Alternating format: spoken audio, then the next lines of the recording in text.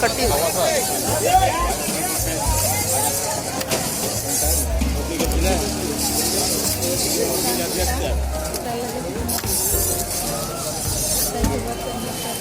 हां सुरमई कटिंग चालू आहे बघा. सुरमई मच्छी आहे. किती किलोची आहे? 3.5 किलोची आहे. ते काकींना बरोबर माहीत असतात. या सुरमई कटिंगचे किती घेता हो पैसे? 50 रुपये. बारकी असेल तर 20 रुपये, मोठी असेल तर 50 रुपये.